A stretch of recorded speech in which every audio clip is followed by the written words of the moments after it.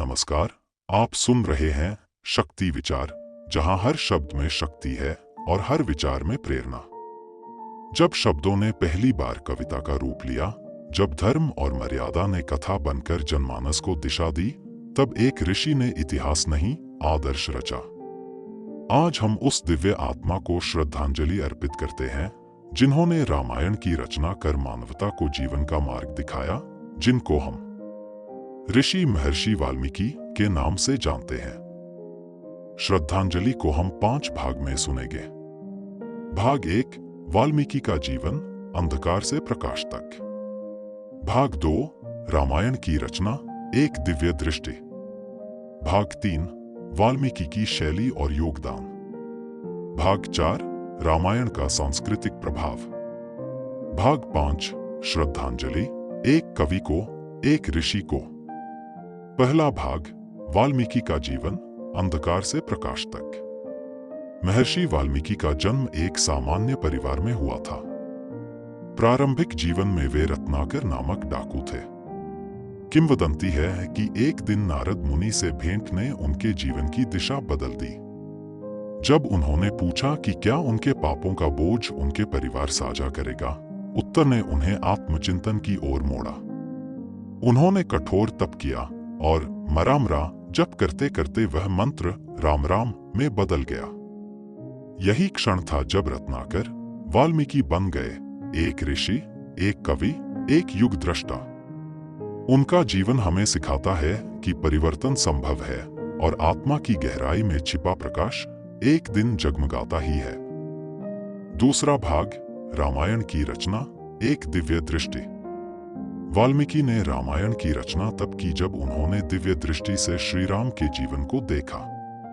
यह महाकाव्य संस्कृत भाषा में लिखा गया, जिसमें लगभग 24,000 श्लोक हैं और यह 7 कांडों में विभाजित है। बालकांड, अयोध्या कांड, अरण्य कांड, किष्किंधा कांड, सुंदर कांड, युद्ध कांड, उत्तर कांड। रामायण केवल कथा नहीं, यह जीवन का दर्शन है। यह धर्म, कर्तव्य, प्रेम, त्याग और मर्यादा की गाथा है। तीसरा भाग, वाल्मीकि की शैली और योगदान। वाल्मीकि को आदि कवि कहा जाता है, क्योंकि उन्होंने पहली बार छंदबद्ध महाकाव्य की रचना की। उनकी शैली में गंभीरता, भावनात्मक गहराई और नैतिकता का अद्भुत समावेश है।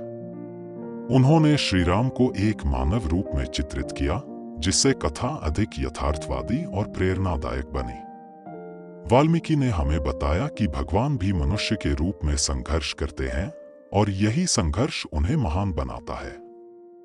चौथा भाग, रामायण का सांस्कृतिक प्रभाव।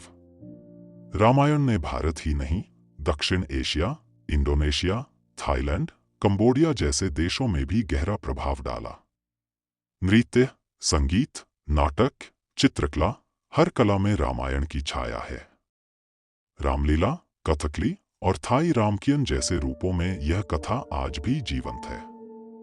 रामायण एक ग्रंथ नहीं, यह एक जीवंत परंपरा है जो हर पीढ़ी को धर्म और मर्यादा का पाठ पढ़ाती है। पांचवा भाग, श्रद्धांजलि, एक कवि को, एक ऋषि को। हे वाल्मीकि ऋषि, आपकी लेखनी ने युगों को दिशा दी। आपने शब्दों से धर्म की स्थापना की और मर्यादा पुरुषोत्तम की कथा को अमर बना दिया। आपके श्लोकों में जीवन की गहराई है, आपके छंदों में आत्मा की पुकार है।